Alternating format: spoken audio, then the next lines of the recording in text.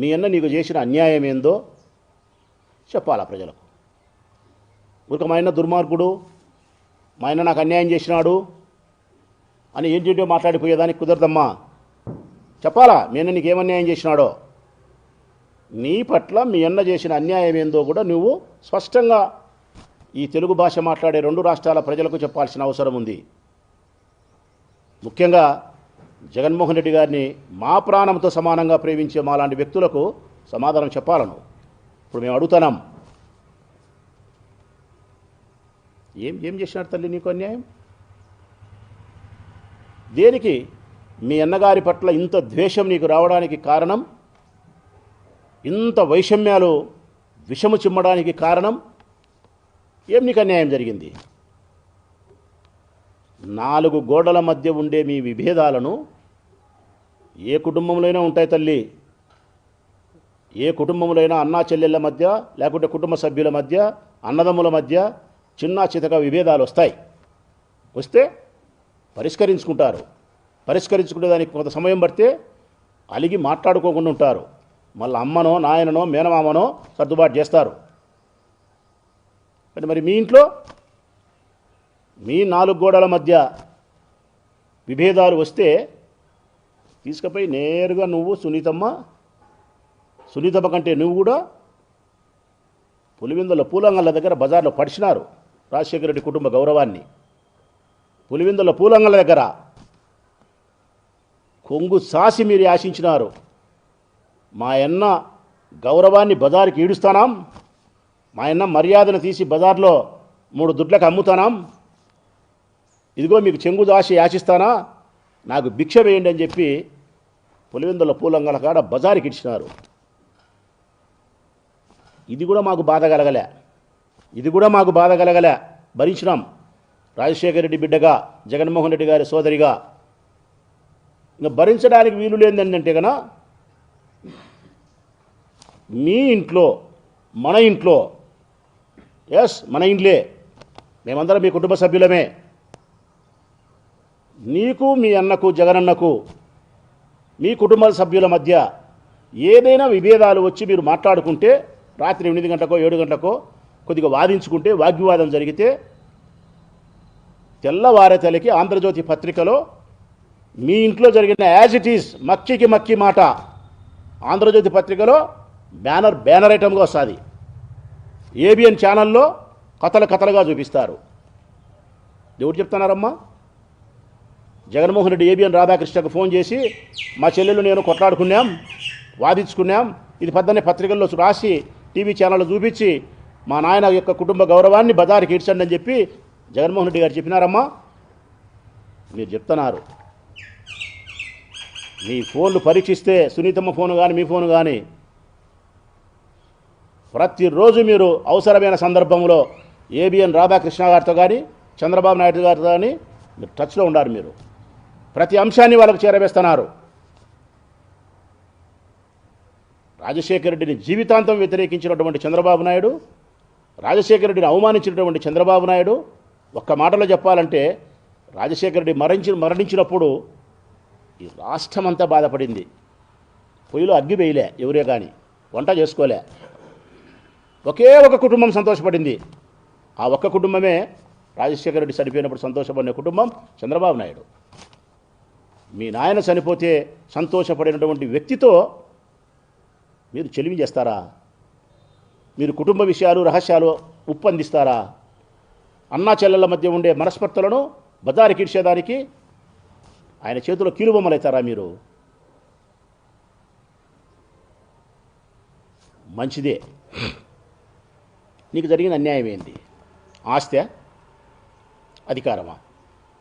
ఆస్తి అధికారమా తల్లి? ఏం నీ ఇబ్బంది? మీ అన్న నీకేం అపచారం చేసినాడు? అన్ననే పదానికి కలంకం తెచ్చినాడు అంటున్నావు కదా, అంత కలంకం తెచ్చడానికి ఏం చేసినాడు మీ అన్న నీకు? జనరల్గా ఏడైనా కానీ ఆస్తి కోసం కొట్లాడుతున్నారు అనుకుంటారు. నీవు ఆస్తి కోసమే కొట్లాడుతున్నావు అనుకున్నాం. ఏం నీకు ఇయ్యలే మీ అన్న నీకు ఆస్తి? ఈ తెలుగు రాష్ట్రాల ప్రజలందరికీ తెలియాల. షర్మిలమ్మకు వివాహం జరిగి సుమారు 30 సంవత్సరాలైంది. 30 సంవత్సరాలైంది ప్రజలారా. 2004లో ఒక్కసారి మీరు రాజశేఖర రెడ్డి గారి ఎన్నికల యొక్క అఫిడవిట్ను గమనిస్తే, ఎమ్మెల్యేగా పోటీ చేసినప్పుడు అఫిడవిట్లో పొందుపరుస్తారు మా ఆస్తులను. నేను కూడా ఎమ్మెల్యేగా పోటీ చేసినా కాబట్టి నా ఆస్తులను కూడా చూపించాలా. 2004లో రాజశేఖర రెడ్డి గారు నామినేషన్ వేసినప్పుడు ఆయన ఎన్నికల అఫిడవిట్లో చూపించిన ఆస్తులు 2009 సంవత్సరంలో మళ్ళా పోటీ చేసినప్పుడు ఎన్నికల అఫిడవిట్లో ఆస్తులు లేవు. 2004లో చూపించినట్టు 2009లో లేవు. అంటే అర్థం 2009 సంవత్సరం పోటీ చేసే సమయానికి రాజశేఖర రెడ్డి గారి యొక్క ఆస్తులను కుమారునికి కూతురికి రాపిచ్చేసినాడు. నువ్వు ఇప్పుడు ఎందుకు వీలునామా మా నాయన వీలునామా రాసినా అంటున్నాడు. వీలునామా కాదు, వీలునామా ఏం రాయలే. మీ నాయన ఆస్తులు మీ పేరుతో రిజిస్టర్ చేయించినాడు. నీకు చేసినాడు, మీ అన్నకు చేసినాడు, ఇద్దరికి, జగన్మోహన్ రెడ్డి గారికి. 2009లో జనరల్గా ఎవరైనా యాడైనా ప్రజలారా మిమ్మల్ని అడుగుతానా, మన ఇంట్లో మన ఆడబిడ్డకు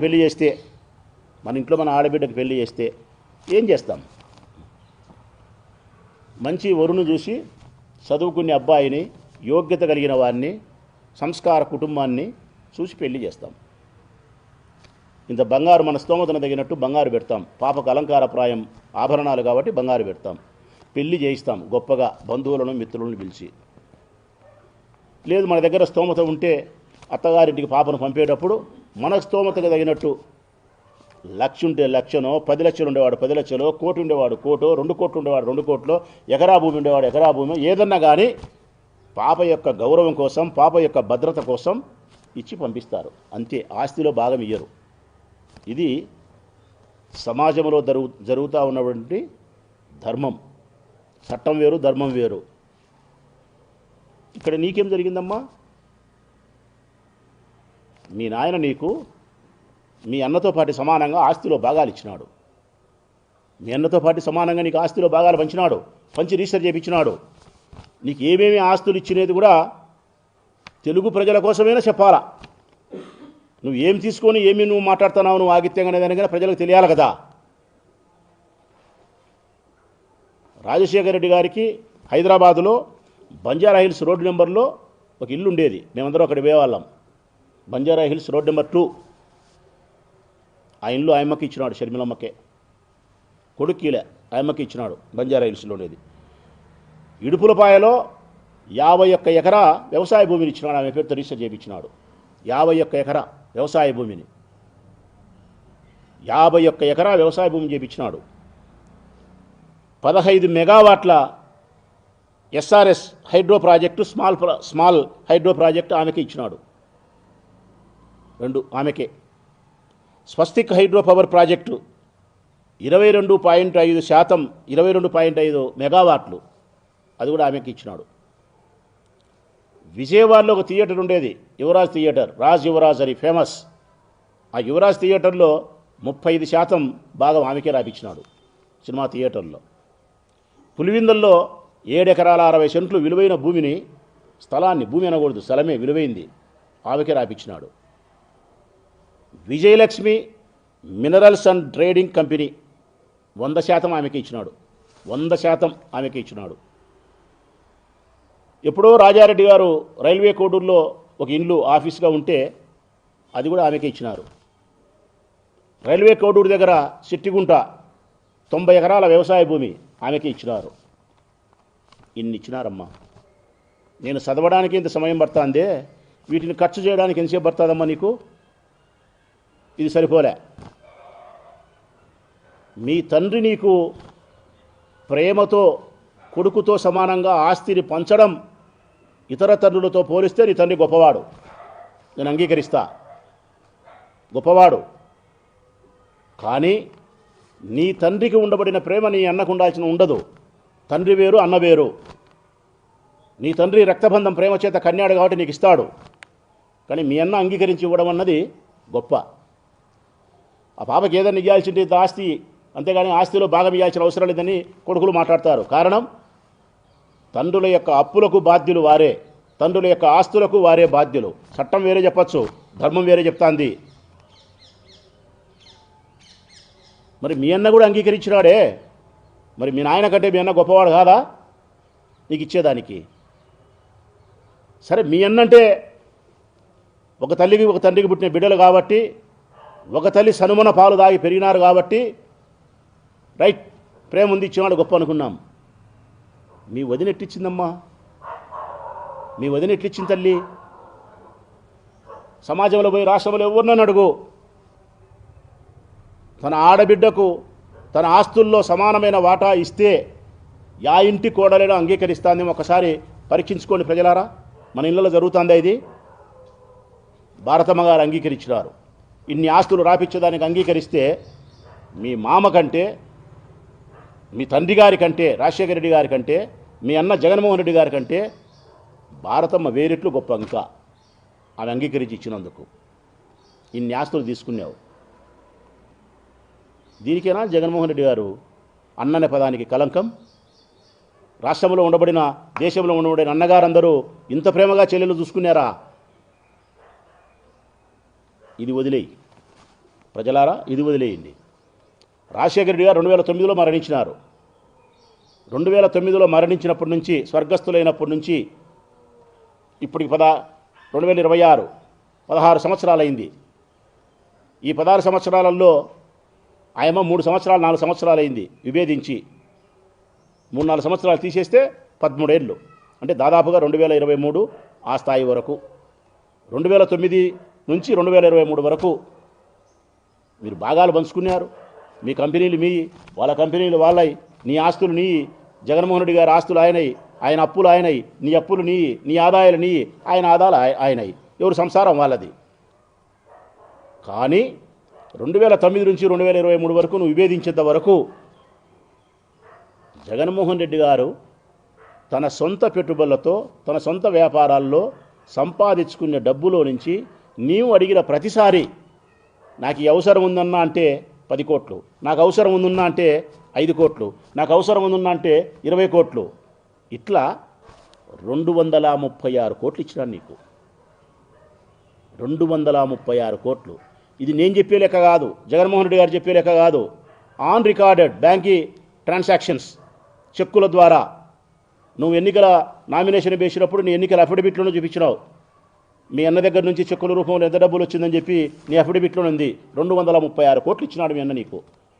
వైట్ మనీ, చెల్లెలని ప్రేమతో, మమకారంతో, మరి ఆస్తులలో భాగాన్ని ఇచ్చి, అడిగినప్పుడల్లా 20 కోట్లు, 10 కోట్లు, 30 కోట్ల చొప్పున 236 కోట్లు డబ్బులు ఇచ్చి, నిన్ను అంత ప్రేమగా చూసుకొని, అంత గౌరవం పెట్టి, మా అందరి హృదయాలలో కూడా గౌరవం పెట్టి, మరి ఇంకా దేనికి ఆయన మీద కలంకం? అన్ననే పదానికి కలంకం. ఏం చేసినాడు? మీరే ఆయన వ్యక్తిత్వం మీద దాడి చేస్తూ మా అన్న దుర్మార్గుడు, మా అన్న చెడ్డోడు,